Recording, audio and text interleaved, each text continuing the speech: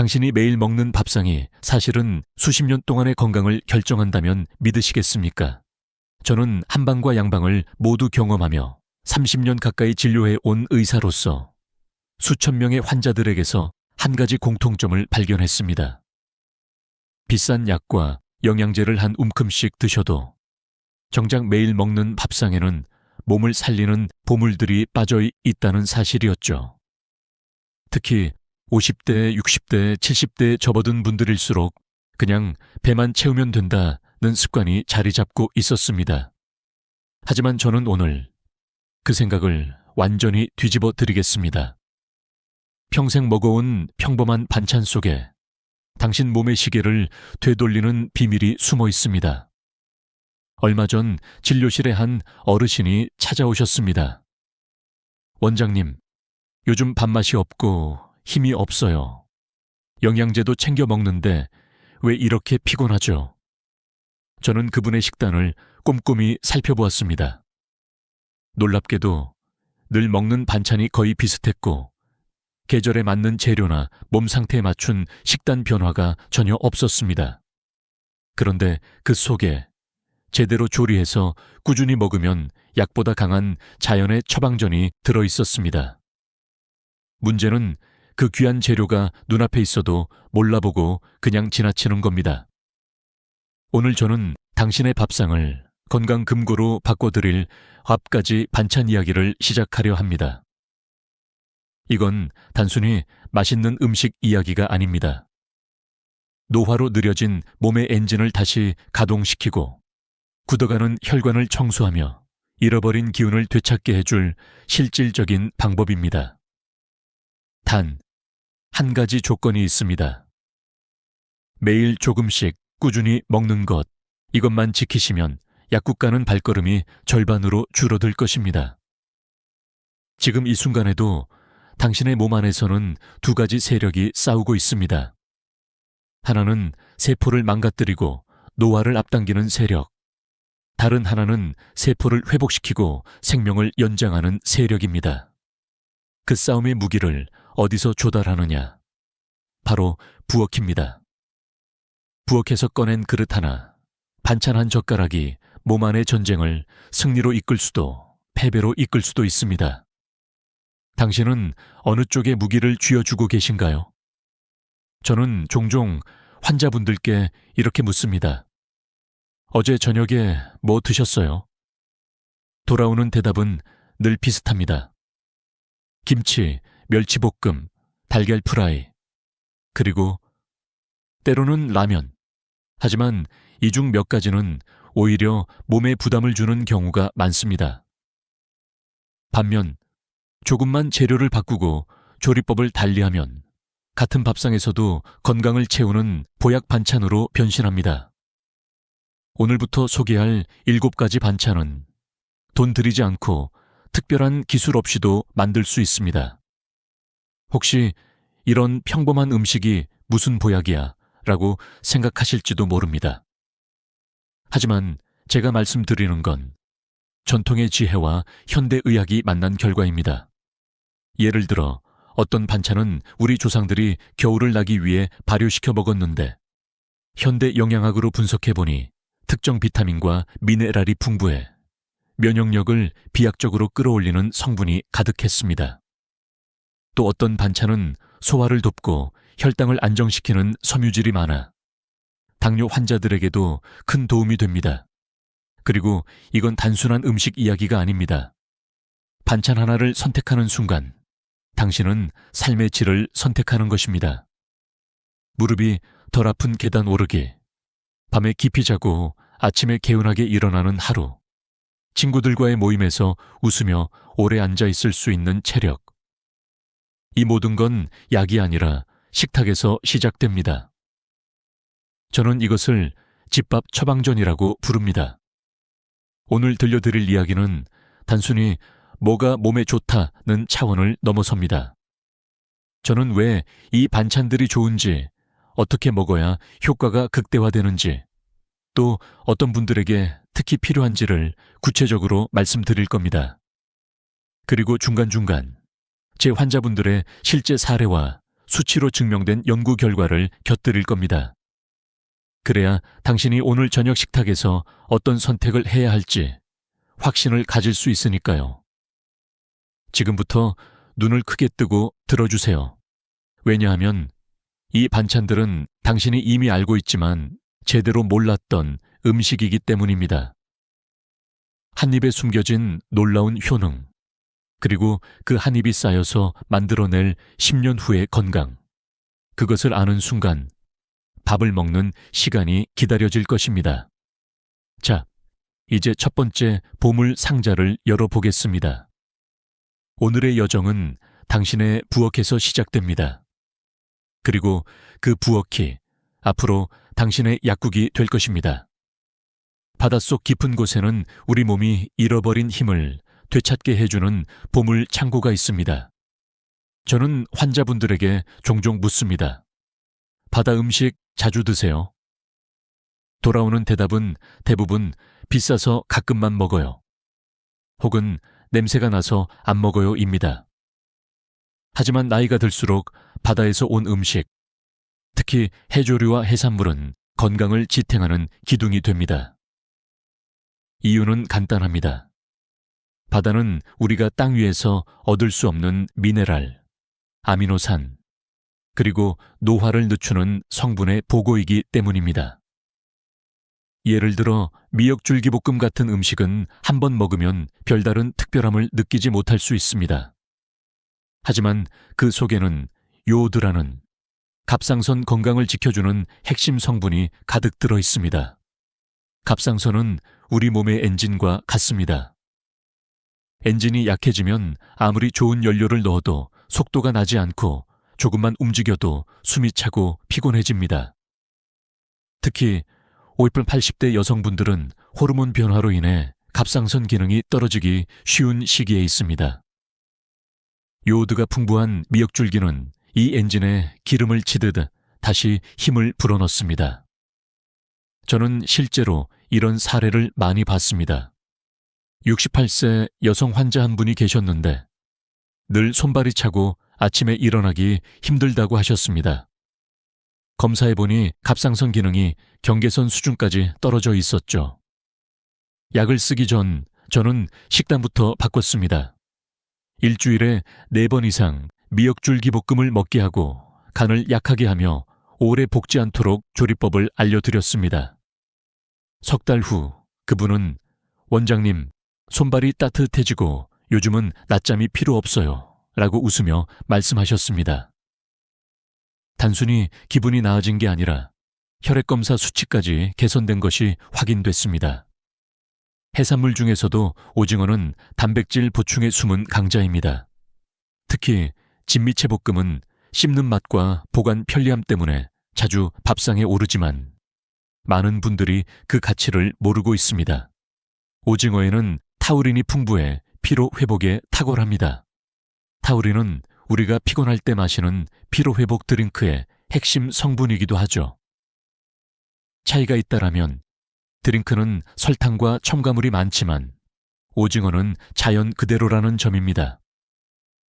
단백질 역시 소고기나 돼지고기에 비해 부담이 적고 소화가 잘 됩니다.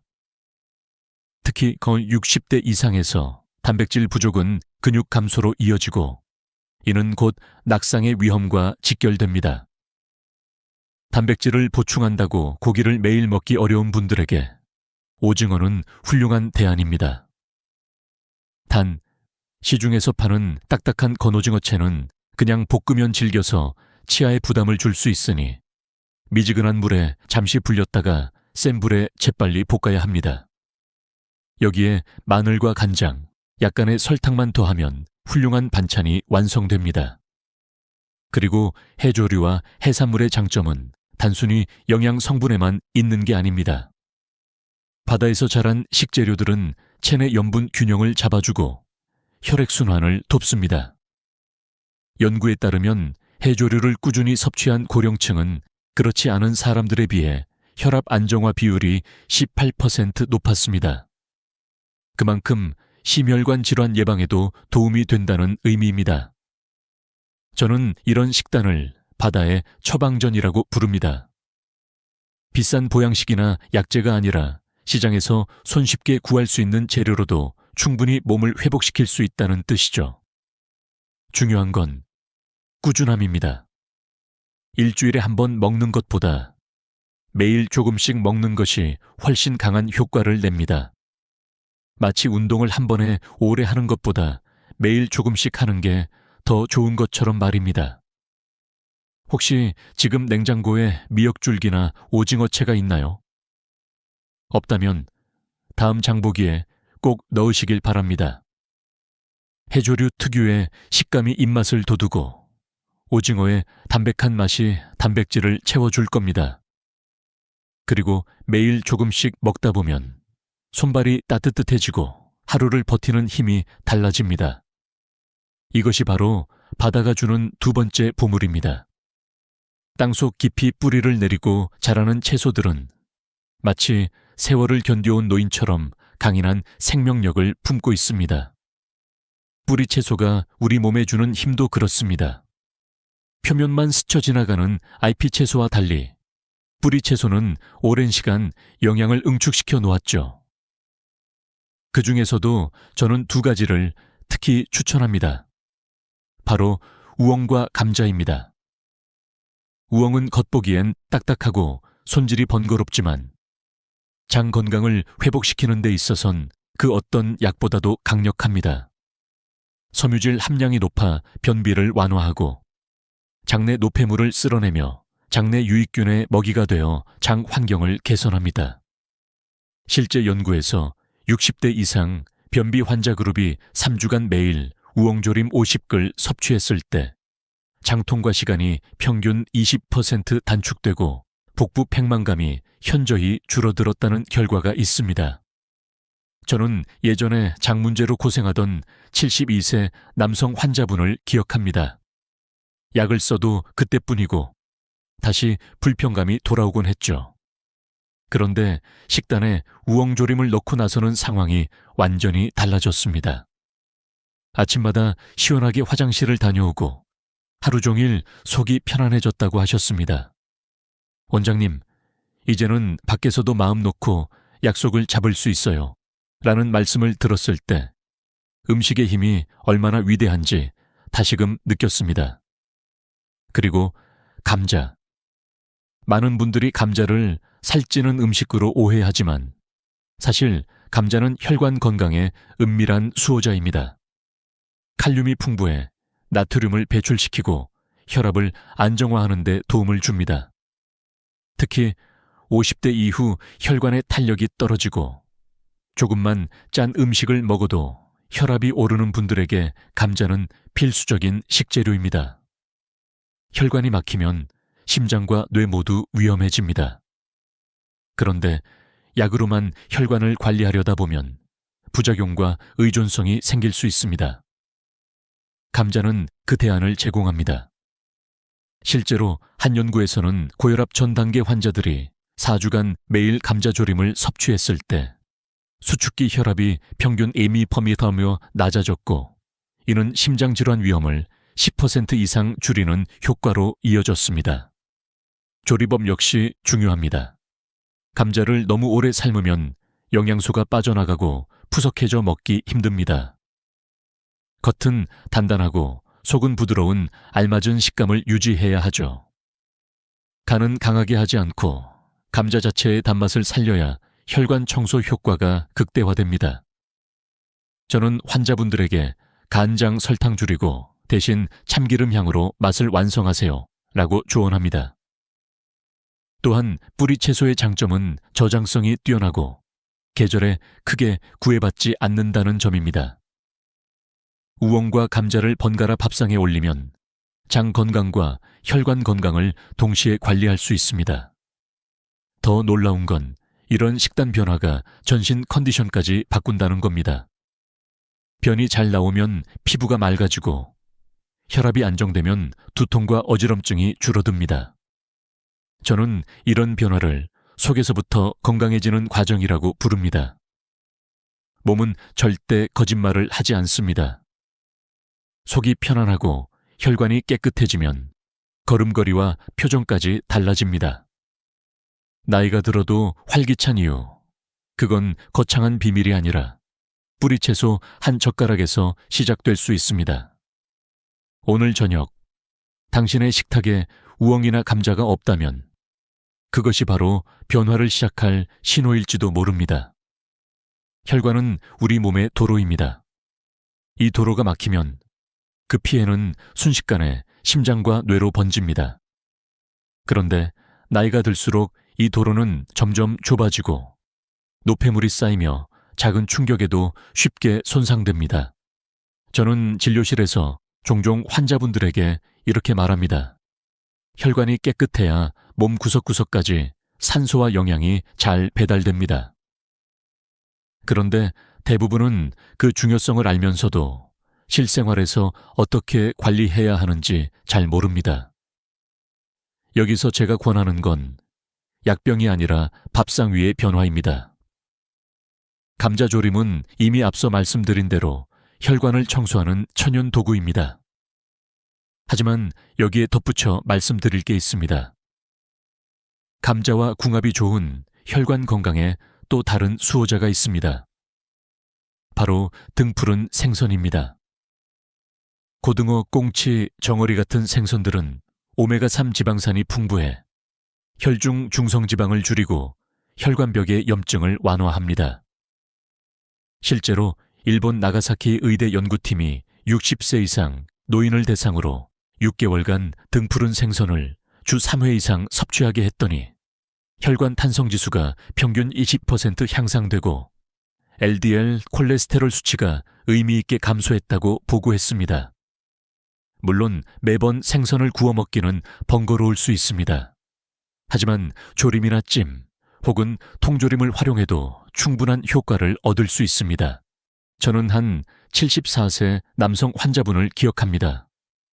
늘 발이 차고 오래 걸으면 종아리가 뻐근하다고 호소하셨죠. 검사 결과 말초혈관 순환이 떨어진 상태였습니다.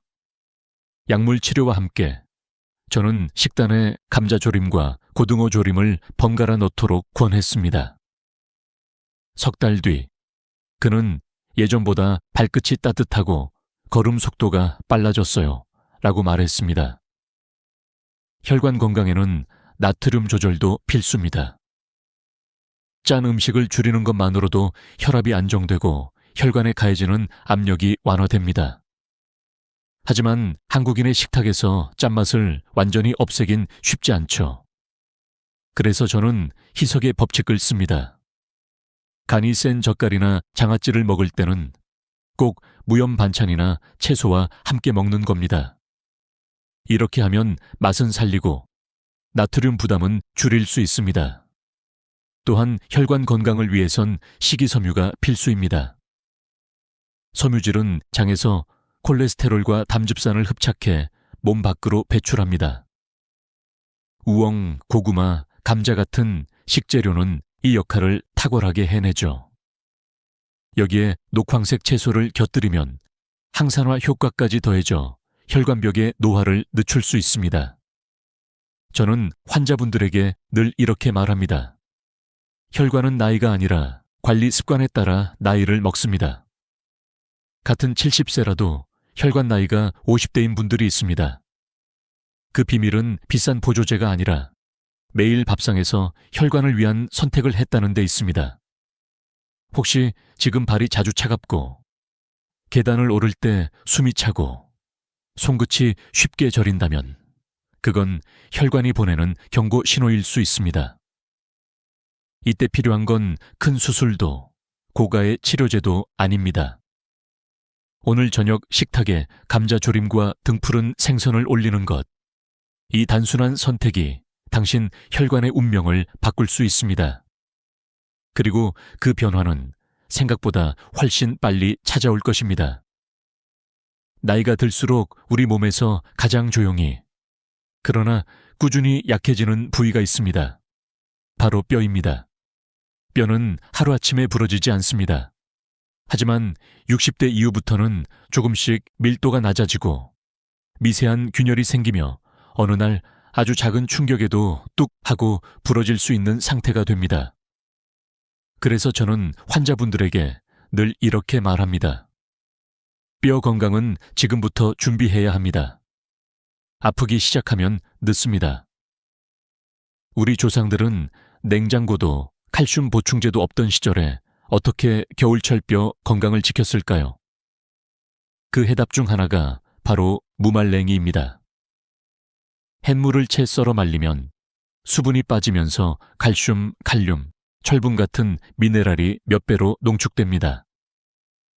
게다가 씹는 동안 턱 근육과 잇몸이 단련되고 침 분비가 늘어나 소화도 잘 됩니다. 저는 67세 여성 환자분을 기억합니다. 무릎이 자주 시큰거리고 계단을 오르면 허벅지까지 뻐근하다고 하셨죠. 골밀도 검사를 해보니 경계 단계의 골다공증이었습니다. 약 처방도 했지만 식단에도 변화를 주었습니다. 무말랭이 무침을 일주일에 3, 4번 먹도록 하고 간은 최대한 약하게 참기름과 마늘로 풍미를 살렸습니다. 6개월 후 재검에서 골밀도가 소폭 상승했고 무엇보다 계단 오를 때 무릎 통증이 눈에 띄게 줄었습니다. 뼈 건강은 칼슘만으로 해결되지 않습니다. 칼슘이 뼈에 잘 붙도록 돕는 비타민 D, 마그네슘, 단백질까지 함께 섭취해야 합니다. 그래서 저는 무말랭이를 단독으로 먹기보다 두부나 멸치 혹은 들깨가루와 함께 무치는 것을 추천합니다. 이렇게 하면 칼슘 흡수율이 훨씬 높아집니다. 뼈를 단단하게 만드는 습관은 식단뿐만이 아닙니다. 체중 부하 운동, 햇볕 쬐기, 과도한 카페인과 알코올 섭취 줄이기 역시 필수입니다. 그러나 첫걸음은 항상 식탁에서 시작됩니다. 하루 한 젓가락의 무말랭이가 뼈를 철벽처럼 지켜줄 수 있다면 그건 약국에서 파는 칼슘제보다 훨씬 지속 가능하고 부작용 없는 방법입니다. 무말랭이의 또 다른 장점은 장기 보관이 가능하다는 점입니다. 한번 만들어 놓으면 오랫동안 두고 먹을 수 있으니 준비의 수고로움이 크지 않습니다. 무엇보다도 그 오독오독한 식감이 식사 시간을 즐겁게 만들어줍니다. 70대의 한 어르신은 이렇게 말씀하셨습니다. 예전엔 뼈가 약해지는 건 어쩔 수 없는 노화라고 생각했는데 이제는 무말랭이 덕분에 뼈가 안 무너진다는 확신이 생겼어요. 혹시 요즘 조금만 걸어도 다리가 묵직하거나 계단을 오를 때 무릎이 시큰거린다면 그건 몸이 이제부터 뼈를 챙겨달라는 신호일 수 있습니다. 이 신호를 무시하면 몇 년 뒤에는 그 대가를 크게 치르게 됩니다.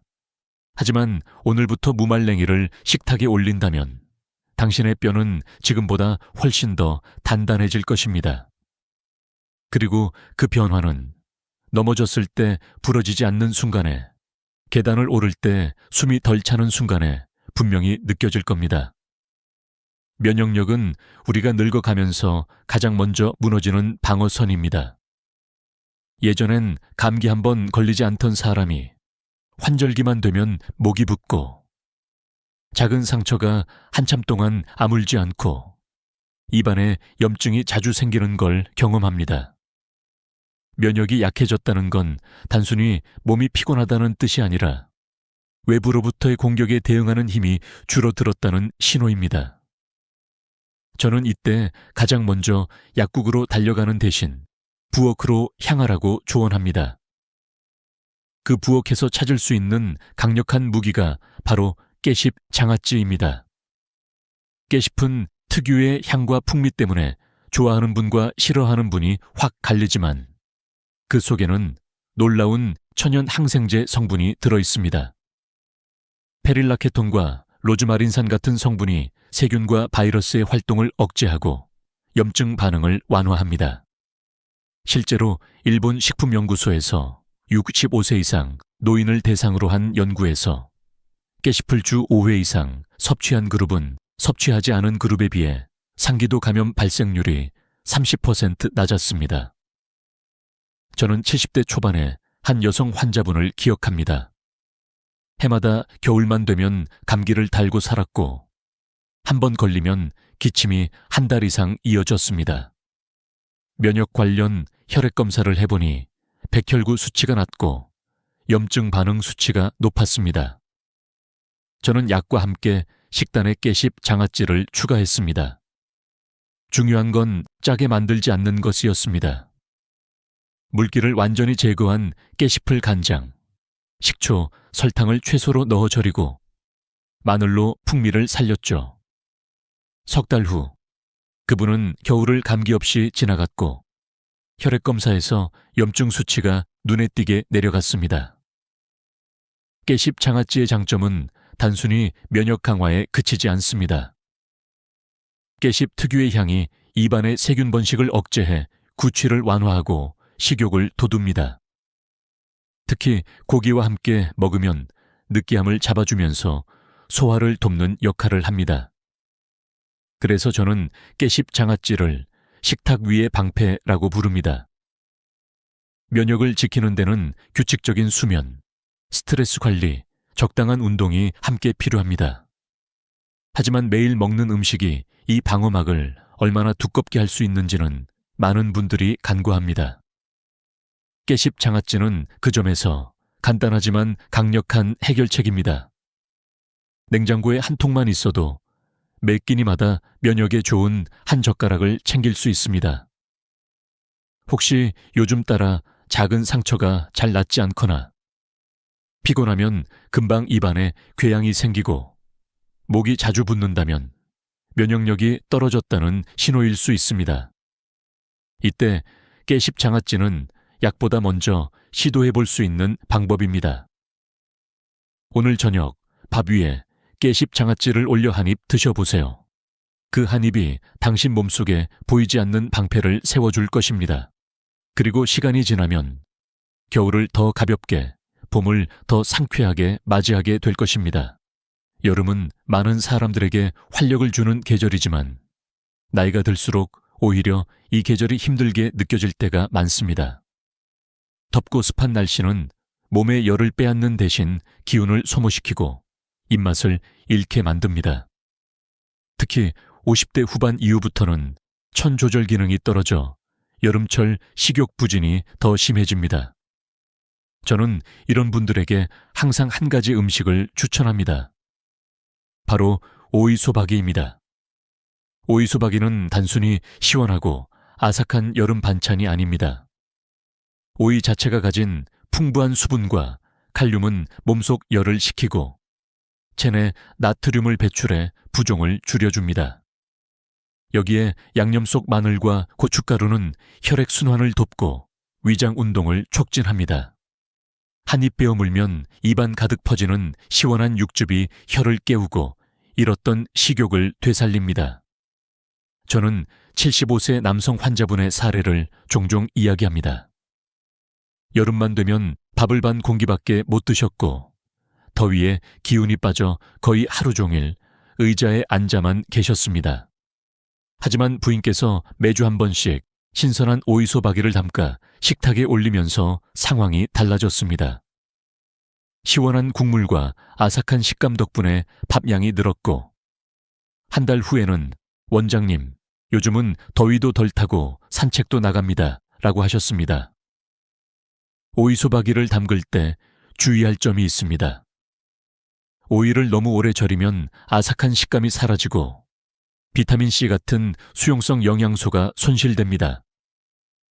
30분 정도 소금에 절이는 것이 적당하며 양념에는 새우젓이나 멸치액젓을 약간 넣어 감칠맛을 살리는 것이 좋습니다. 또 너무 맵게 만들면 오히려 위를 자극할 수 있으니 시원한 맛이 주인공이 되도록 해야 합니다.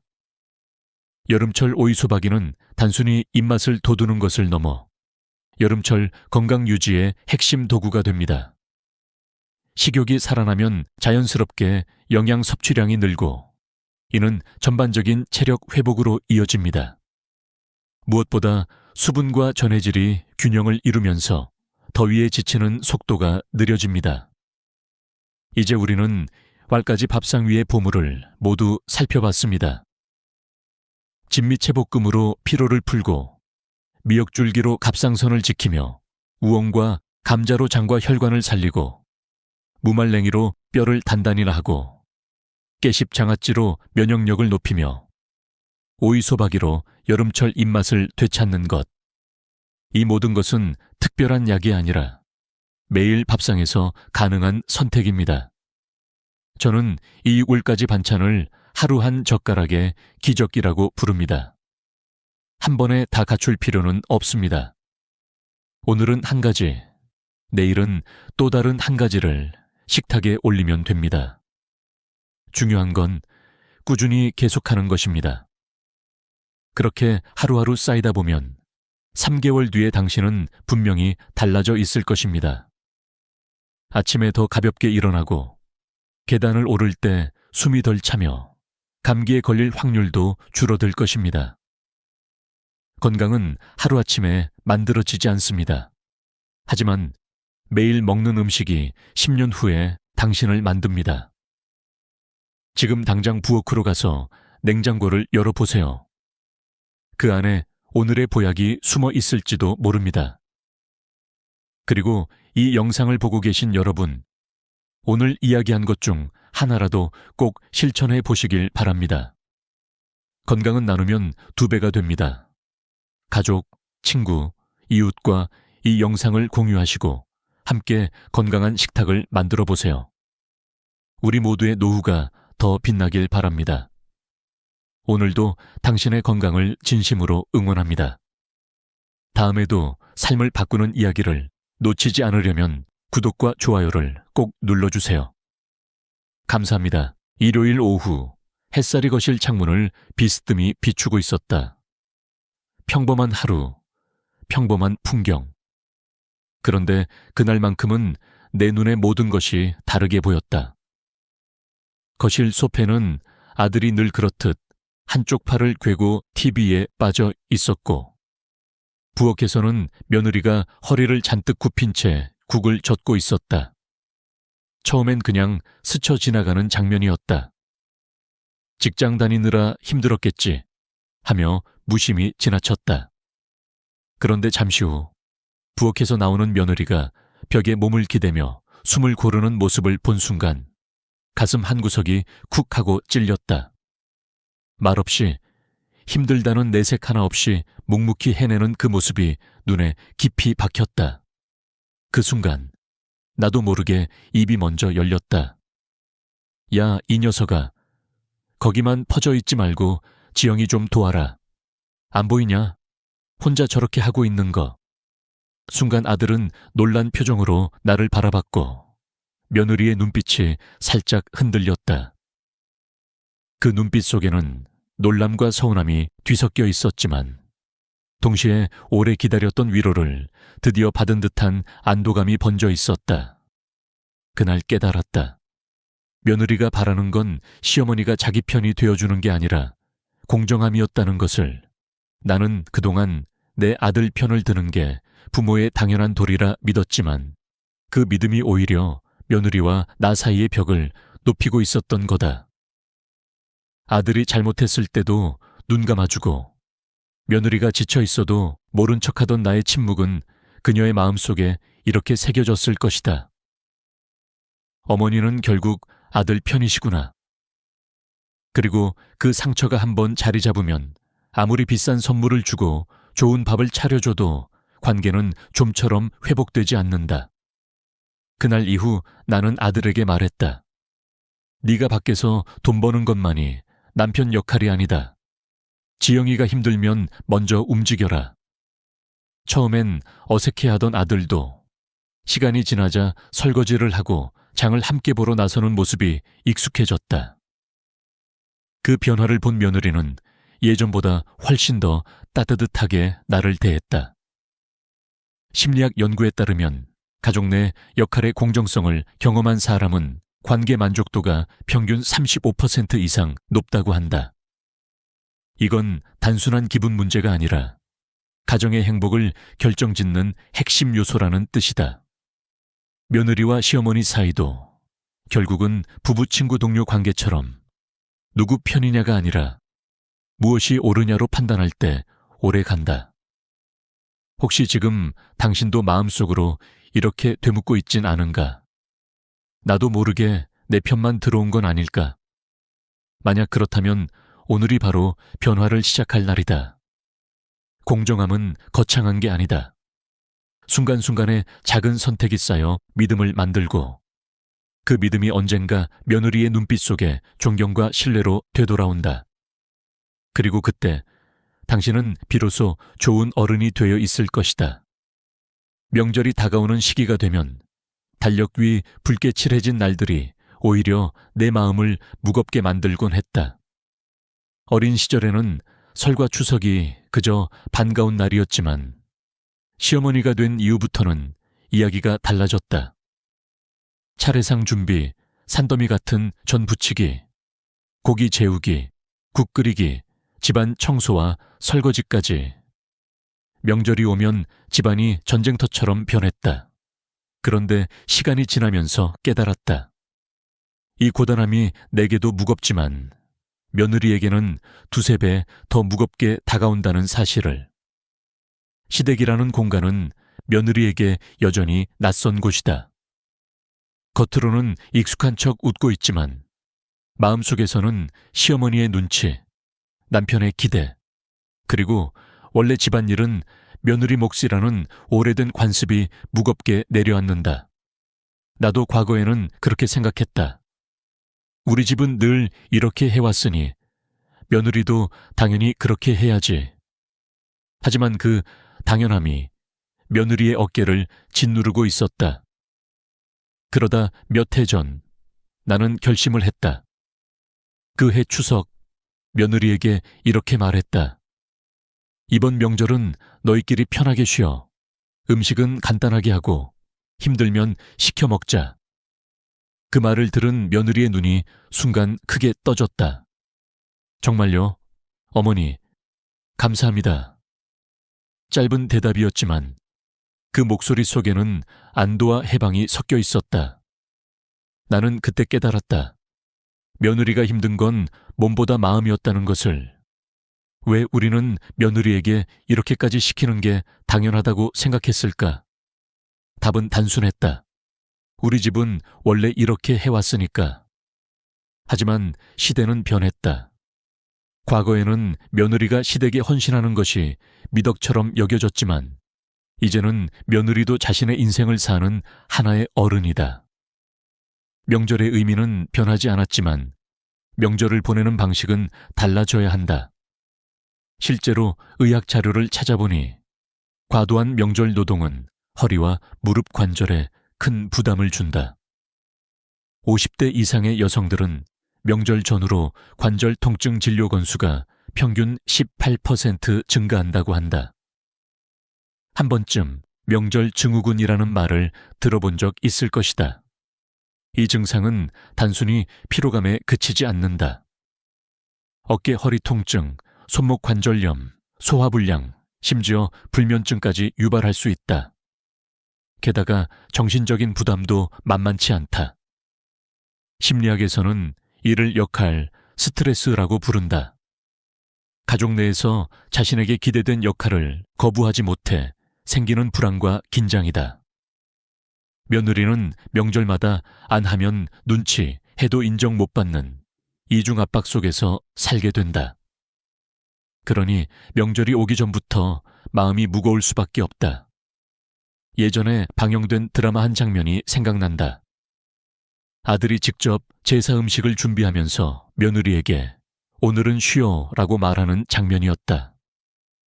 방송이 끝난 후 인터넷에는 수천 개의 댓글이 달렸다. 우리 집은 저런 거 상상도 못해요. 드라마인데도 눈물이 나네요. 사람들의 가슴을 울린 이유는 간단하다. 현실에서는 너무 보기 힘든 장면이었기 때문이다. 그래서 나는 확신하게 되었다. 며느리에게 명절은 행복한 날이 아니라 검사받는 날이 될 수 있다. 이건 왜 이렇게 했니? 원래 이렇게 해야지. 우리 집은 늘 이랬어. 이런 말들이 반복되면 며느리는 그 집에서 마음 둘 곳을 잃는다. 하지만 시어머니의 한마디가 모든 것을 바꿀 수 있다. 괜찮아, 안 해도 돼. 이건 게으름을 허락하는 말이 아니라 사람을 존중하는 말이다. 내가 이렇게 말하기 시작한 이후 명절의 분위기가 달라졌다.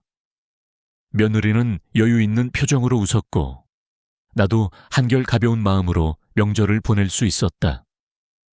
차례상은 여전히 소박하지만 그 소박함 속에 웃음과 대화가 늘었다.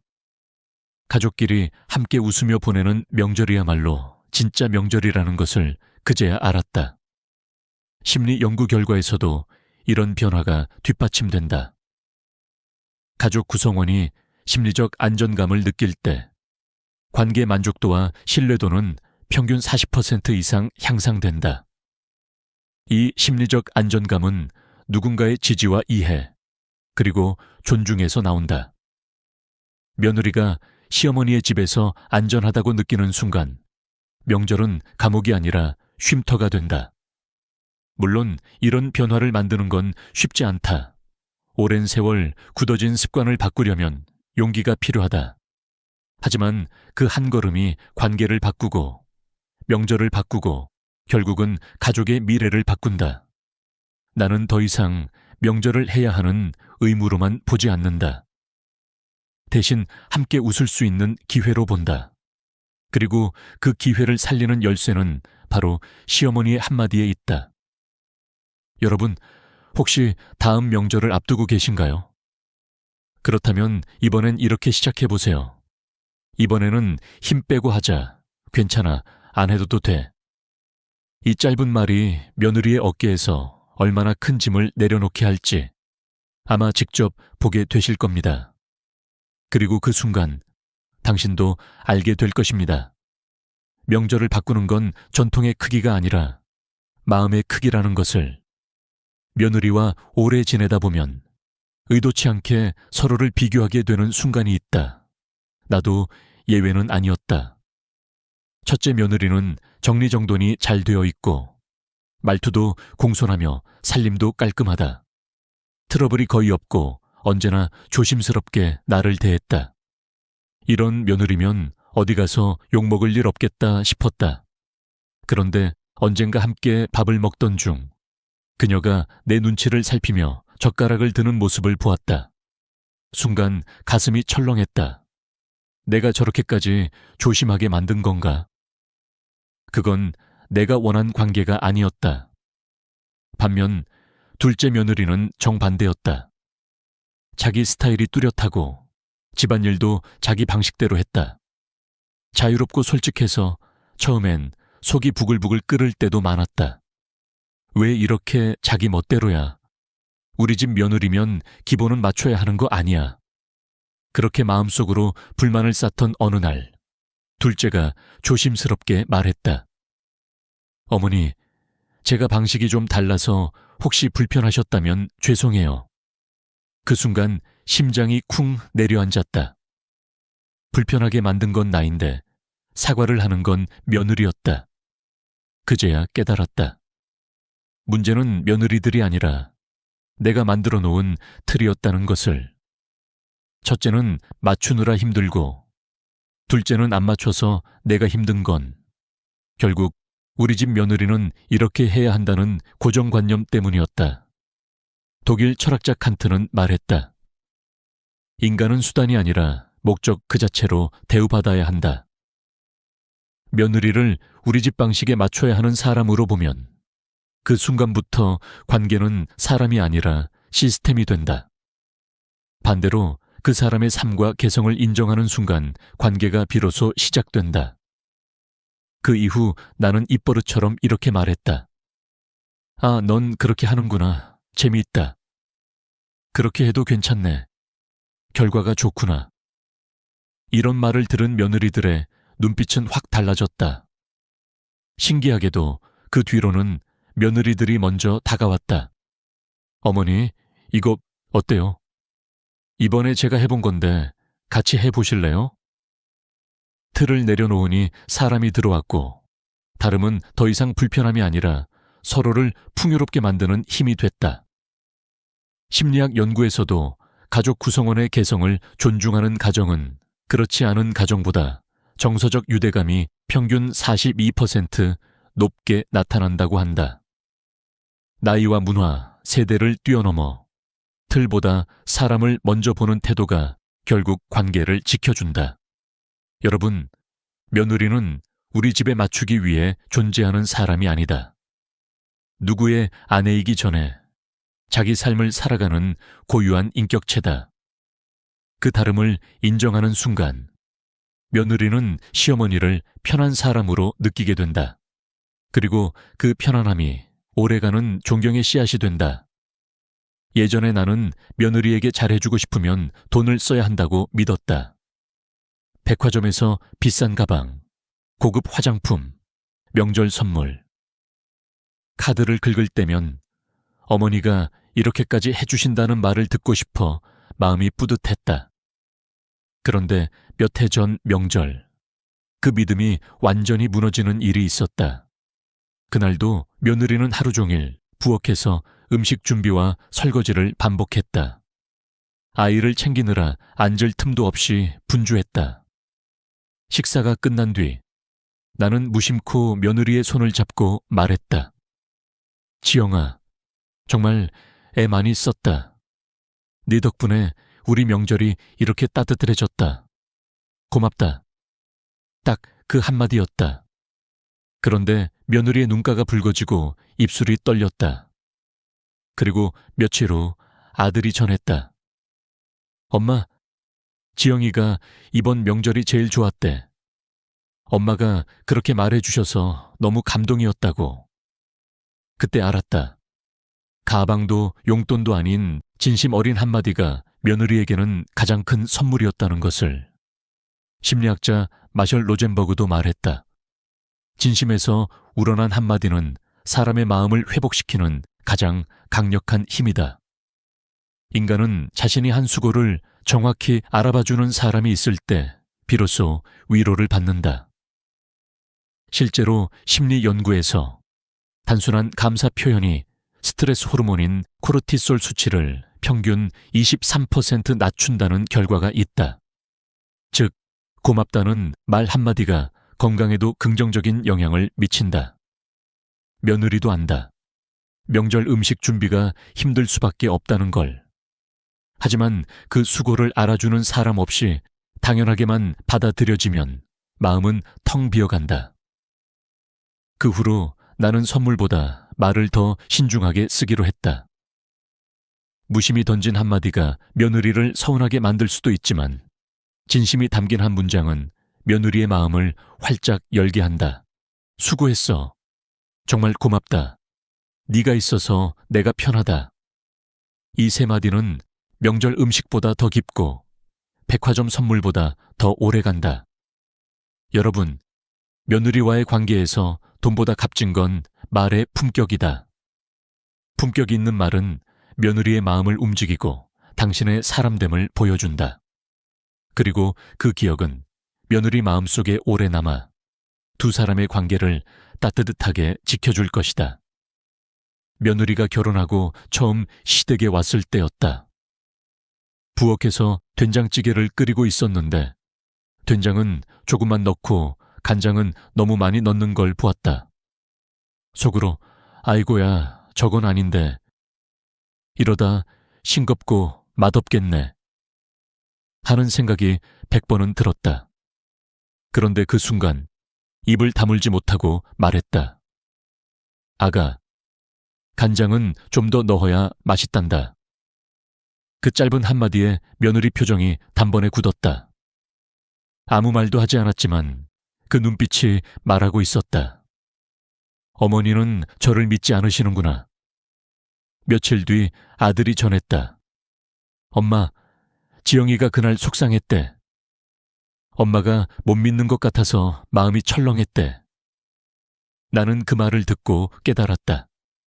내가 도와주려던 말이 오히려 상처가 될 수도 있다는 것을. 미국 심리학자 로젠탈 박사의 실험이 떠올랐다. 그는 초등학교 교사들에게 무작위로 학생 20명을 뽑아 이 아이들은 잠재력이 뛰어납니다. 라고 말했다. 실제로는 아무 기준 없이 뽑은 아이들이었지만 1년 뒤 성적과 행동이 눈에 띄게 향상됐다. 이것이 바로 피그말리온 효과, 즉 기대와 믿음이 사람을 성장시키는 힘이다. 프랑스 철학자 몽테뉴도 말했다. 진정한 배려는 충고가 아니라 침묵 속의 믿음이다. 사람은 스스로 해낼 수 있다고 느낄 때 자존감이 자란다. 그런데 시어머니가 먼저 그 가능성을 잘라버리면 며느리는 무시당했다고 느끼게 된다. 그 이후로 나는 결심했다. 며느리가 먼저 묻기 전엔 속이 터져도 말하지 않기로. 그냥 지켜봤다. 신기하게도 시간이 지나자 며느리가 먼저 다가왔다. 어머니, 이건 어떻게 해야 맛있게 돼요? 이번엔 어머니 방식대로 해볼게요. 그 한마디에 알았다. 이제 이 아이가 나를 믿기 시작했구나. 그리고 나도 이 아이를 믿어야겠구나. 심리학 연구에 따르면 무언의 신뢰를 받은 사람은 문제 해결 능력이 평균 27% 향상된다고 한다. 믿음은 단순히 관계를 부드럽게 하는 것뿐 아니라 사람을 성장시키는 자양분이 된다. 여러분, 며느리를 돕고 싶으시다면 먼저 필요한 건 조언이 아니라 믿음이다. 넌 잘할 수 있어. 라는 시선, 말이 아닌 침묵으로 전해주는 지혜. 그게 바로 진짜 어른이자 좋은 시어머니의 시작이다. 살다 보면 우리가 어느 순간 참 묘한 세대의 한가운데 서 있다는 걸 절실히 느끼게 된다. 부모님 세대에게는 끝까지 효도해야 한다는 도리를 지키느라 몸과 마음이 지쳤고, 자식 세대에게는 고맙다는 말 한마디조차 조심스럽게 요구해야 하는 세대. 사람들은 이런 우리를 두고 부모를 부양한 마지막 세대이자 자식에게 부양받지 못하는 첫 번째 세대라고 부른다. 이 말이 참 서글프지만 그래서 더 현실적이다. 나 역시 그 정의에서 벗어나지 못한다. 그 사실을 인정하면서 나는 스스로에게 이렇게 말하게 되었다. 이제는 나 자신을 조금 더 귀하게 대해야 한다. 오랫동안 나는 시어머니니까 참아야지, 어른이니까 내가 먼저 이해해야지 라는 마음으로 살아왔다. 갈등이 있어도 삼키고 서운함이 있어도 덮었다. 그렇게 하면 관계가 편안해질 줄 알았다. 그런데 시간이 흐르니 깨달았다. 억눌린 감정은 사라지지 않고 마음 한구석에서 서서히 곪아간다는 것을. 겉으로는 평화로운 듯 보이지만 속에서는 작은 불씨가 타오르고 있었던 거다. 며느리와의 관계를 돌아봤다. 내가 얼마나 잘해줬느냐보다 서로를 얼마나 사람답게 봐줬느냐가 훨씬 중요했다. 선물을 하고 명절에 큰 상을 차려주는 것도 좋다. 하지만 그것이 관계를 지켜주는 핵심은 아니었다. 돈보다 말 한마디, 간섭보다 믿음 한 줌, 습관처럼 나오는 잔소리보다 고맙다는 따뜻한 말 한 줄이 오히려 훨씬 깊이 마음에 남았다. 가정학 연구에서도 비슷한 결과가 나왔다. 고령 부모와 자녀 이며느리 관계에서 존중 기반의 상호작용을 지속적으로 경험한 경우 5년 후에도 정서적 만족도가 70% 이상 유지되었다. 반대로 물질적 지원만 있고 존중이 결여된 관계는 2년 만에 만족도가 절반 이하로 떨어졌다.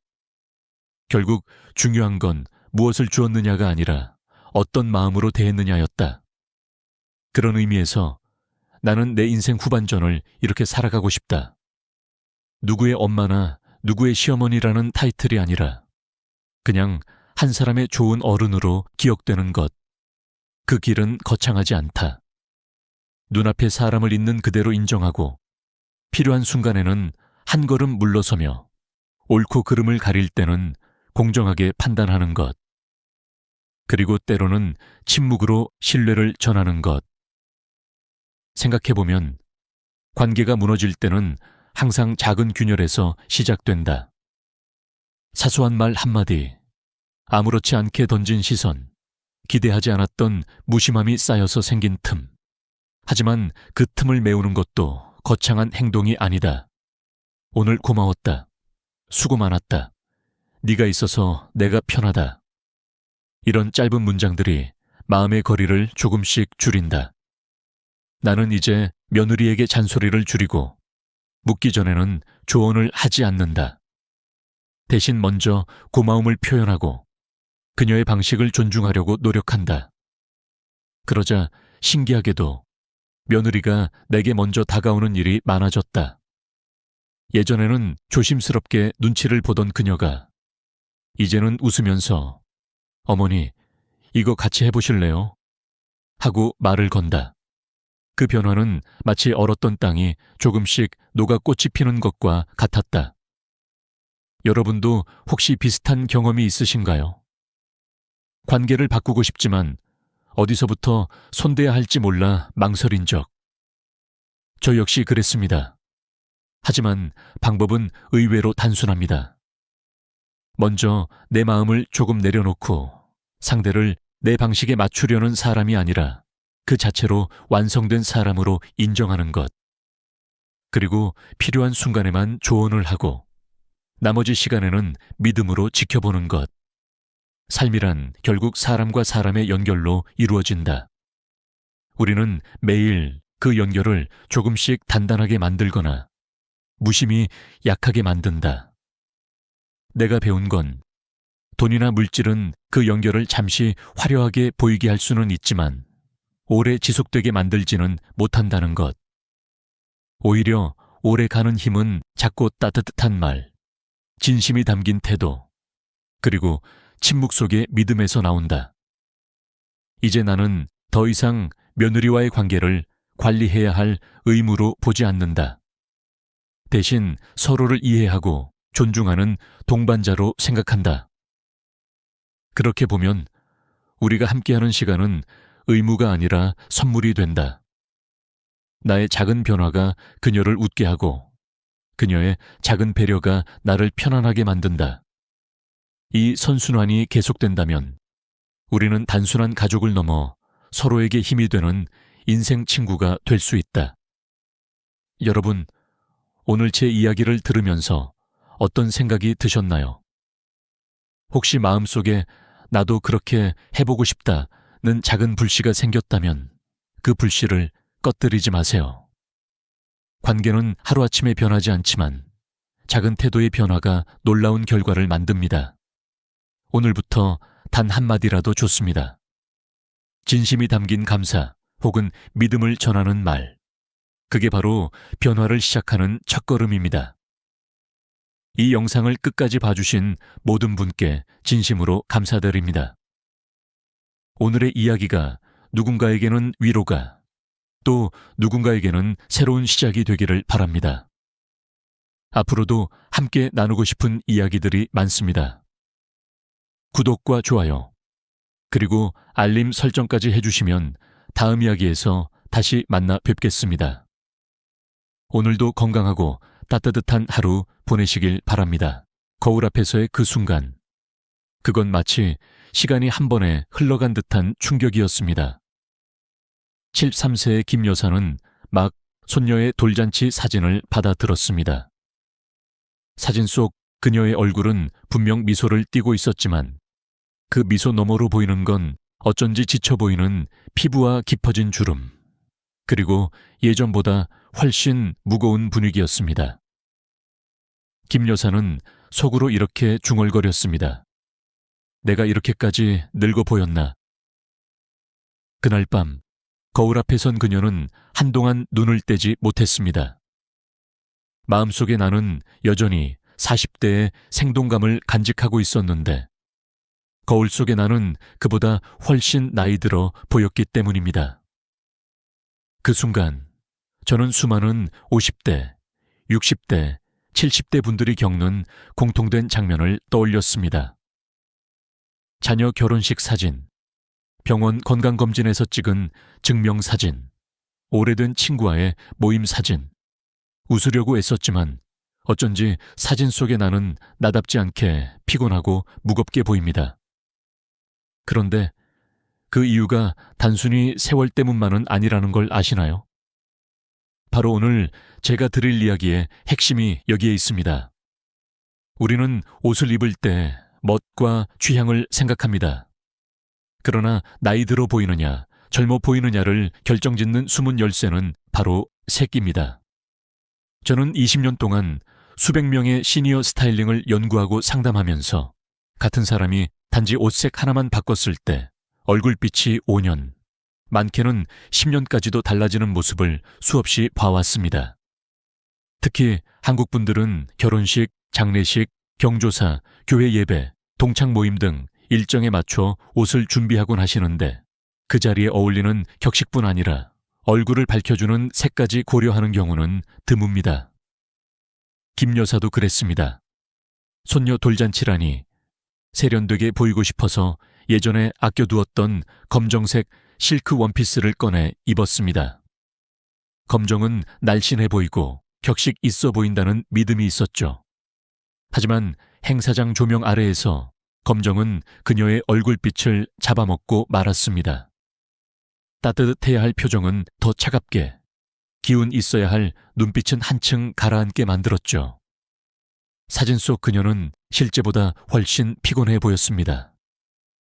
이 이야기를 꺼내는 이유는 단 하나입니다. 여러분이 내일 아침 거울 앞에 설 때 오늘의 이 깨달음을 꼭 기억하시길 바랍니다. 나이 들수록 얼굴 가까이에 오는 색은 단순히 취향의 문제가 아니라 나를 어떻게 보이게 할 것인가를 결정하는 중요한 도구입니다.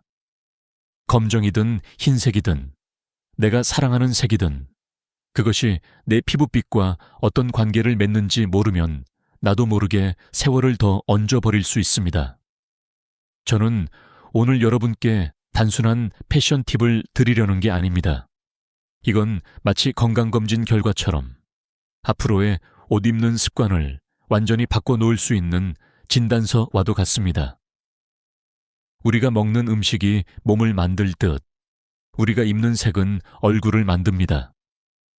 더 중요한 건 이 변화가 생각보다 훨씬 쉽고 빠르게 가능하다는 점입니다. 이 자리에서 여러분과 약속드립니다.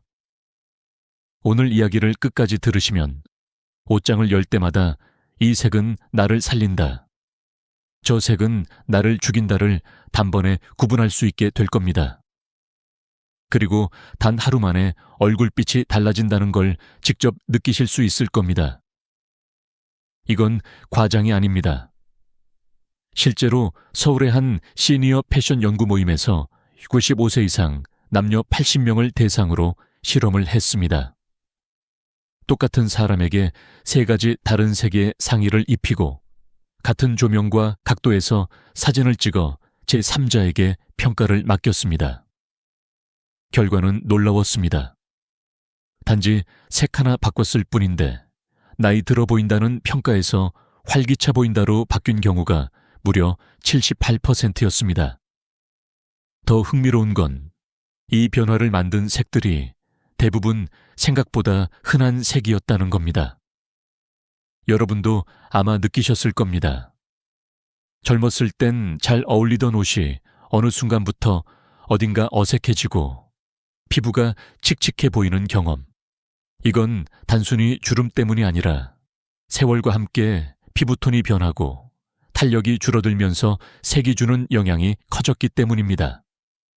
나이 들어 보이느냐, 젊어 보이느냐, 그 차이는 이제 100만 원짜리 화장품이 아니라 색 하나에서 갈립니다. 저는 오늘 여러분께 나이가 들수록 반드시 피해야 할 6가지 색과 반대로 입기만 해도 5살은 젊어 보이는 4가지 색을 알려드릴 겁니다. 그리고 단순한 나열이 아니라 왜 그 색이 문제인지, 어떤 원리로 얼굴빛을 바꾸는지, 그리고 실제 생활에서 어떻게 응용할 수 있는지까지 구체적으로 말씀드리겠습니다. 여기에 제가 직접 현장에서 겪은 사례, 그리고 색채 심리학과 의학적인 피부 데이터까지 곁들여서 여러분이 단순히 듣는 것이 아니라 바로 써먹을 수 있는 것으로 만들겠습니다. 그러니 지금 혹시 나는 색이랑 상관없어, 그냥 내 스타일대로 입을래 하고 생각하셨다면 잠시만 마음을 열어주세요. 우리는 평생 동안 거울 속에 나와 살아가야 하고 그 거울 속에 내가 더 환하고 자신감 있어 보인다면 하루의 기분부터 달라집니다. 옷의 색은 그 변화를 만드는 가장 빠르고 가장 경제적인 방법입니다. 이제 시작입니다. 잠시 후 저는 왜 색이 나이를 더해 보이게 하는지, 그리고 어떻게 하면 그 함정에서 빠져나올 수 있는지 아주 구체적으로 보여드리겠습니다. 오늘 이 이야기가 끝날 때 여러분은 아마 거울 속의 자신을 다시 사랑하게 될 겁니다. 왜 어떤 색이 얼굴을 젊게도 혹은 나이 들어 보이게도 만들까요? 그 이유를 이해하려면 우선 빛과 색의 관계부터 알아야 합니다. 우리 눈이 보는 색은 단순한 원단의 색소가 아니라 빛이 그 표면에 닿았다가 반사되어 눈에 들어오는 결과입니다. 이 반사되는 빛이 피부에 어떤 영향을 주느냐가 바로 핵심입니다. 나이가 들수록 피부의 수분과 탄력이 줄어들고 표면의 굴곡이 더 뚜렷해집니다. 이때 어두운 색, 특히 빛을 거의 반사하지 않는 색은 그 굴곡의 그림자를 더 깊게 만들어 주름과 피부의 거친 질감을 강조합니다. 반대로 너무 강한 흰색이나 형광색처럼 빛을 과도하게 반사하는 색은 피부에 붉은기나 칙칙함, 모공까지도 더 선명하게 드러내죠. 이건 단순한 이론이 아닙니다. 서울대 피부과 연구팀이 발표한 자료에 따르면 50대 이후 성인의 피부 반사율은 평균적으로 20대 대비 12.18% 낮아집니다. 반사율이 낮아진다는 건 빛을 받아 반사시키는 힘이 떨어진다는 뜻이고, 그래서 얼굴이 어둡게 보이는 것입니다. 여기에 어두운 색 옷을 가까이 두면 반사되는 빛의 양이 더 줄어들어 얼굴이 한층 더 칙칙하게 느껴집니다. 또 하나, 한국의 실내 환경도 중요한 변수입니다. 우리나라 가정집과 행사장의 조명은 대부분 3000년 산천케의 따뜻한 색온도입니다. 이 조명 아래에서는 노랑이와 붉은기가 도드라집니다. 그래서 흰색이라도 푸른 기운이 있는 쿨톤 화이트는 이 조명에서 차갑고 창백하게 보일 수 있습니다. 반대로 따뜻한 아이보리나 크림은 같은 조명에서도 피부를 부드럽게 감싸주죠. 많은 분들이 왜 매장에서 입었을 땐 괜찮았는데 집에서 거울 보니 별로지? 라고 느끼는 이유가 바로 여기에 있습니다. 매장 조명은 보통 5000K 이상으로 더 차갑고 밝기 때문에 색이 다르게 보이는 겁니다. 색의 채도, 선명함과 명도, 밝기도 무시할 수 없습니다. 채도가 너무 높은 색, 예를 들어 넌 핑크나 형광 라임은 피부와 옷이 시각적으로 따로 노는 현상을 만듭니다. 특히 나이가 들면 피부톤이 자연스럽게 중간 톤으로 이동하는데, 이런 강렬한 색은 대비를 극대화시켜 피부의 미세한 얼룩과 잡티까지 강조합니다. 명도가 너무 낮은 진한 보라, 짙은 버건디 같은 색은 얼굴 주변에 그림자 효과를 만들어 무겁고 피곤한 인상을 줍니다. 그렇다고 해서 무조건 밝은 색이 좋은 건 아닙니다. 새하얀 흰색은 빛을 많이 반사하지만 그 반사가 피부에 고르게 닿지 않으면 작은 주름이나 피부톤 불균형이 더 눈에 띌 수 있습니다. 마치 강한 햇빛 아래에서 확대경으로 얼굴을 보는 것처럼 모든 디테일이 다 드러나 버리는 겁니다. 그래서 나이가 들수록 어떤 색이든 온도감과 채도를 조절하는 것이 중요합니다. 여기서 한 가지 테스트 방법을 알려드릴게요. 거울 앞에서 2가지 색 옷을 번갈아 얼굴 가까이 대보세요. 눈 밑 그림자가 옅어지고 입가 주름이 덜 보이는 색이 있다면 그게 지금의 피부톤과 가장 조화로운 색입니다. 반대로 입술 주변이 창백하거나 눈 밑이 어두워지는 색이 있다면 그건 얼굴빛을 뺏는 색입니다. 이 테스트를 햇빛, 형광등, LED 전구 아래에서 각각 해보면 더 명확한 차이를 확인할 수 있습니다. 이 원리를 알면 왜 같은 검정이라도 하의로 입으면 괜찮고 상의로 입으면 피곤해 보이는지, 왜 같은 흰색이라도 아이보리는 괜찮고 쿨 화이트는 어색한지 이해할 수 있습니다. 얼굴에서 가까운 색은 피부에 직접적으로 빛을 반사해 영향을 주지만 하의나 가방처럼 얼굴과 거리가 있는 색은 그 영향이 거의 없습니다. 저는 이 부분에서 항상 강조합니다. 옷의 디자인이나 가격보다 먼저 봐야 할 건 색의 얼굴 친화력입니다. 아무리 유행하는 명품 재킷이라도 내 얼굴빛을 죽이는 색이라면 그건 오히려 나를 10년 더 늙어 보이게 하는 투자입니다. 반대로 3만 원짜리 셔츠라도 내 피부를 환하게 만드는 색이라면 그건 나에게 가장 값진 옷이 됩니다. 지금까지는 색과 빛의 기본 원리를 풀어드렸습니다. 이제 다음 단계에서는 구체적으로 어떤 색들이 나이의 그림자를 만드는지, 그리고 한국인의 생활 속에서 그 색들이 어떻게 얼굴빛을 바꿔놓는지 보여드리겠습니다. 이 부분을 들으시면 내 옷장에서 당장 빼야 할 색과 꼭 남겨야 할 색이 무엇인지 단번에 알게 되실 겁니다. 나이가 들수록 조심해야 하는 6가지 색. 저는 이것을 색의 함정이라고 부릅니다. 그 함정은 단순히 유행과 무관합니다. 오히려 젊었을 때 잘 어울렸던 색이 세월이 흐른 뒤에는 얼굴빛을 빼앗는 주범이 되는 경우가 많습니다. 지금부터 그 6가지를 하나씩 풀어드리겠습니다. 첫 번째 함정은 검정입니다. 많은 분들이 검정을 날씬하게 보이는 색, 고급스러운 색으로 기억합니다. 결혼식 하객, 장례식, 중요한 모임에 자주 입는 색이기도 하죠. 그러나 검정은 빛을 거의 반사하지 않습니다. 얼굴 주변에 검정이 오면 피부의 광채를 흡수해 주름과 그림자를 더욱 뚜렷하게 만듭니다. 특히 실내 조명에서 검정은 피부톤을 눌러버려 피곤한 인상을 줍니다. 만약 꼭 입어야 한다면 목 주변에 아이보리나 크림색 스카프를 두르거나 하이나 코트처럼 얼굴에서 떨어진 곳에 사용하는 것이 안전합니다. 두 번째는 새하얀 흰색입니다. 깨끗하고 단정해 보인다는 장점 때문에 많은 분들이 즐겨 입습니다.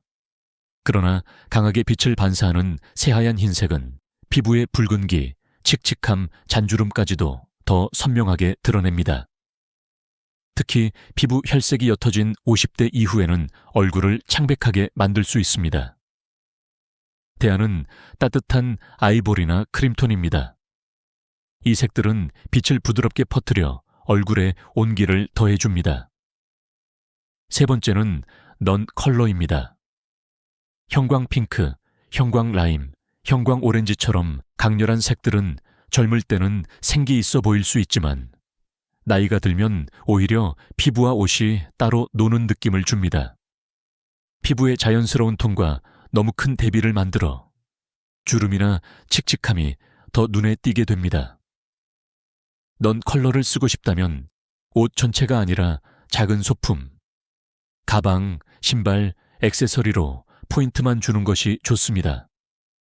네 번째는 연한 베이지와 토프입니다. 부드럽고 고급스러워 보여서 좋아하시는 분들이 많지만 회색빛이 섞인 연한 베이지나 토프는 피부와 경계가 사라져 얼굴이 배경에 묻히게 됩니다. 특히 피부 탄력과 혈색이 줄어드는 시기에는 생기를 빼앗는 색이 됩니다.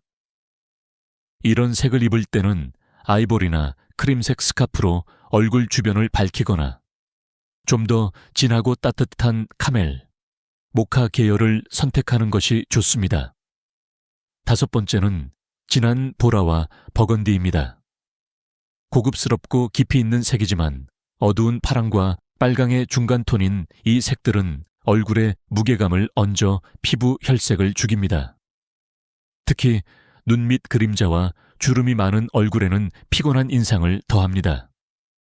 이 계열을 좋아한다면 라벤더나 연보라처럼 밝고 부드러운 톤으로 바꾸는 것이 좋습니다.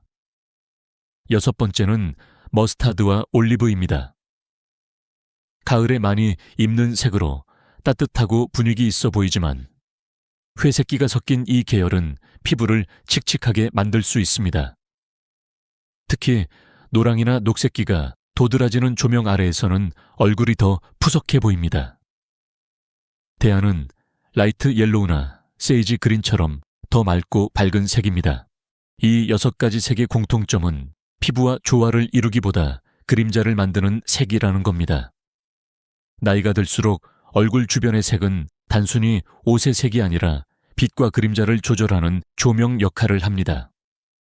잘못된 색은 내 얼굴에 그림자를 짙게 만들고 올바른 색은 그림자를 지우고 빛을 더합니다. 이제 중요한 건 이런 색을 완전히 버릴 필요는 없다는 겁니다. 대신 얼굴에서 멀리 두는 전략이 필요합니다. 어두운 색은 하이나 아우터, 신발로, 강렬한 색은 소품으로, 연하고 탁한 색은 다른 따뜻한 색과 조합해 쓰는 것이죠. 색을 완전히 제한하는 것이 아니라 내 얼굴이 가장 빛나게 만드는 위치와 조합을 찾는 것이 핵심입니다. 다음으로는 반대로 나이를 거꾸로 흐르게 만드는 색상들을 소개하겠습니다. 이 색들은 입는 순간 얼굴빛을 살리고 표정까지 밝아지게 만들 수 있습니다. 그리고 그 비밀은 생각보다 단순합니다. 이제는 얼굴을 밝혀주는 4가지 색을 이야기할 차례입니다. 저는 이것을 회춘 팔레트라고 부릅니다. 단순히 예뻐 보이는 색이 아니라 실제로 피부톤을 보정하고 표정을 부드럽게 만들어주는 색들입니다. 이 색들을 입으면 마치 좋은 조명을 켠 것처럼 얼굴이 자연스럽게 살아납니다. 첫 번째는 네이비와 블루 계열입니다. 많은 분들이 검정을 대체할 색을 찾을 때 가장 먼저 떠올릴 수 있는 안전한 선택입니다. 네이비는 검정보다 한 톤 부드럽고 파란 계열의 맑은 기운이 피부의 노란기를 눌러주어 전체적으로 깨끗하고 정돈된 인상을 줍니다.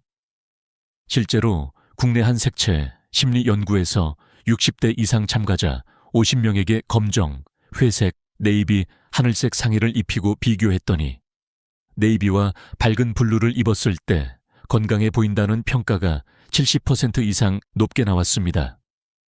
네이비는 경조사나 공식 석상에도 무난하게 어울리기 때문에 활용도가 매우 높습니다. 예를 들어 네이비 블라우스에 흰 바지, 네이비 원피스에 아이보리 스카프만 더해도 표정이 한결 부드럽고 지적으로 보입니다. 두 번째는 아이보리와 크림입니다. 새하얀 흰색이 얼굴을 창백하게 만든다면 아이보리와 크림은 그 반대입니다. 약간의 노랑이가 섞인 따뜻한 흰색은 피부의 붉은기와 칙칙함을 완화하면서 혈색을 자연스럽게 더해줍니다.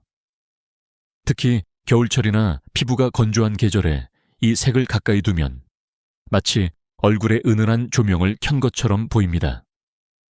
아이보리 니트에 베이지 하의를 매치하거나 크림색 블라우스에 브라운 스커트를 입으면 전체적인 인상이 부드러워지고 우아함이 배가 됩니다. 세 번째는 파스텔 핑크와 라벤더입니다. 많은 분들이 핑크는 나이가 들면 안 어울린다고 생각하지만 파스텔 톤의 부드러운 핑크는 오히려 나이가 들수록 더 잘 어울립니다. 이 색은 피부에 은은한 혈색을 부여해 건강하고 활기차 보이게 합니다. 라벤더는 피부의 붉은기를 눌러주면서 맑고 깨끗한 인상을 만들어줍니다. 예를 들어 파스텔 핑크 블라우스에 라벤더 스카프를 두르면 자연스럽게 피부톤이 정돈되고 표정이 한층 부드러워집니다. 영국의 한 패션 심리 실험에서는 60대 여성들이 이 두 색을 입었을 때 젊어 보인다는 평가가 가장 높게 나왔다는 결과도 있습니다. 네 번째는 그레이와 화이트의 조합입니다. 많은 분들이 회색을 나이 들어 보이는 색이라고 생각하지만 그건 단독으로 쓸 때 이야기입니다. 회색은 화이트와 함께 있을 때 비로소 품격 있는 중립색이 됩니다. 특히 자연스럽게 흰머리가 섞이기 시작하는 시기에는 회색이 머리카락 색과 조화를 이루며 얼굴을 안정감 있게 보이게 합니다.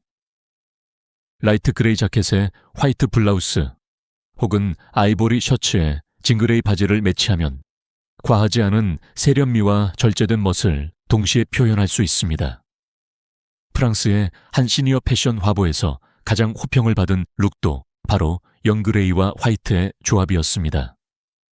이 네 가지 색은 각각의 매력도 크지만 서로 섞었을 때 시너지가 더욱 큽니다. 네이비와 크림, 파스텔 핑크와 그레이, 라벤더와 아이보리처럼 조합하면 색이 서로를 보완하며 얼굴을 더 환하게 만듭니다. 중요한 건 이 색들을 얼굴 가까이에 두는 것입니다. 스카프, 상의, 원피스처럼 시선이 먼저 가는 위치에 배치하면 효과가 극대화됩니다. 여기서 한 가지 팁을 더 드립니다. 옷을 고를 때 단순히 색 이름만 보고 판단하지 마세요.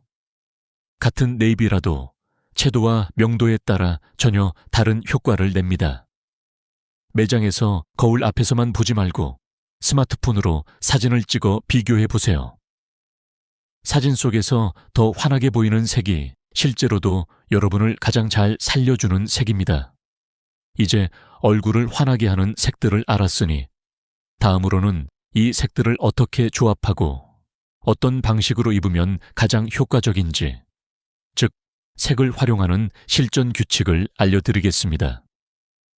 이 규칙만 익히면 옷장 속의 색을 반으로 줄이고도 매일 새로운 코디가 가능해집니다. 색을 아는 것만으로는 충분하지 않습니다. 그것을 어떻게 조합하고 어떤 방식으로 입느냐가 얼굴빛과 전체 인상을 결정합니다.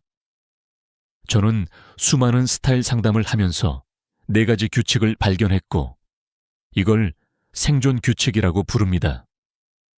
단순하지만 지키기만 하면 매일 아침 거울 앞에서 망설이는 시간이 줄어들고 자신감은 배가 됩니다.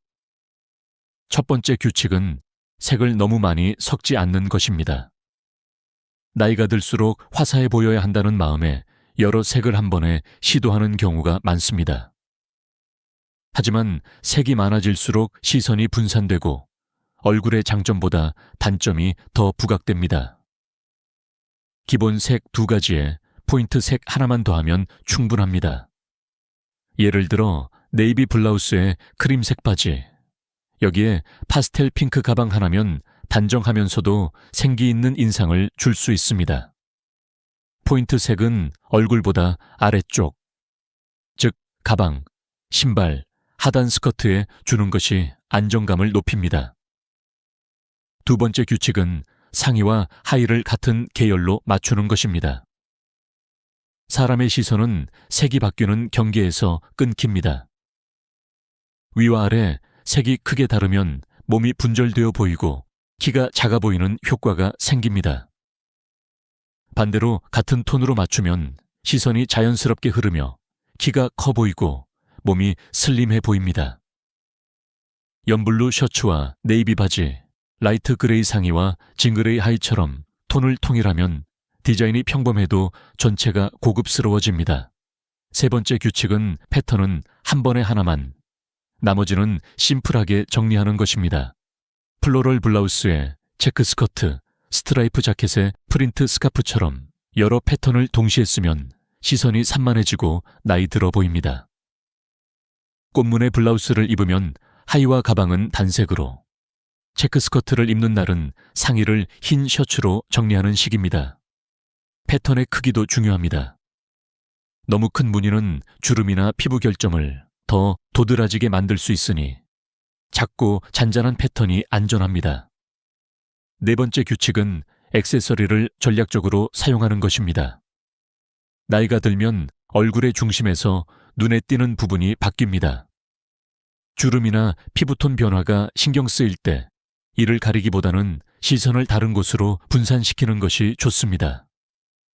브이넥 블라우스에 진주 목걸이를 하면 목선이 길어 보이고 눈밑 그림자는 자연스럽게 덜 보입니다. 짧은 스카프를 목에 가볍게 두르거나 귀걸이로 시선을 옆으로 끌어도 같은 효과를 얻을 수 있습니다. 중요한 건 과하지 않고 얼굴의 단점을 부드럽게 가려주는 크기와 위치를 선택하는 것입니다. 이 4가지 규칙을 실전에 바로 적용하려면 저는 3단계 착용 테스트를 권합니다. 첫째, 거울 앞에서 서서 전신을 보고 색과 비율을 확인합니다. 둘째, 창가로 가서 자연광 아래에서 얼굴빛을 다시 확인합니다. 셋째, 스마트폰 전면 카메라로 사진을 찍어봅니다. 우리가 실제로 남들에게 보이는 모습은 거울 속보다 사진 속에 더 가깝기 때문입니다.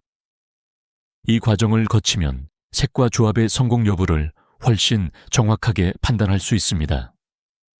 이 규칙과 테스트를 습관으로 만들면 옷장 속 옷의 개수가 많지 않아도 매일 새로운 조합이 가능합니다. 그리고 중요한 자리, 가족 모임, 사진이 남는 날에도 걱정 없이 당당하게 설 수 있습니다. 다음 단계에서는 이 모든 것을 가능하게 만드는 옷장 정리와 옷을 고르는 기준을 완전히 바꾸는 방법을 알려드리겠습니다. 이제 마지막 단계입니다. 색을 알고 조합 규칙을 배웠다면 그 다음은 옷장을 재정비하는 일입니다. 많은 분들이 옷장을 계절별, 두께별, 용도별로만 나눕니다. 하지만 시니어 스타일링에서는 색상별 정리가 훨씬 강력한 힘을 발휘합니다. 이유는 간단합니다. 나이 들수록 어울리는 색과 피해야 할 색이 뚜렷하게 갈리기 때문입니다. 옷장 속 색 구성이 곧 내 얼굴빛을 결정합니다. 첫 번째로, 얼굴 가까이에 오는 상의는 나를 살리는 색만 남겨두세요.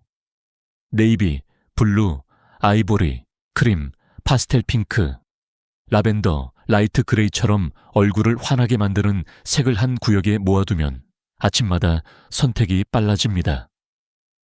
반대로 검정, 형광, 연베이지, 진보라, 머스타드, 올리브 같은 색은 다른 구역으로 옮기거나 하이나 아우터로만 활용하도록 분리하세요. 이렇게만 해도 매일 아침 옷을 고르는 시간이 절반으로 줄어듭니다. 두 번째로, 색상별 투자를 하세요. 새로 옷을 살 때는 디자인보다 색을 먼저 봅니다.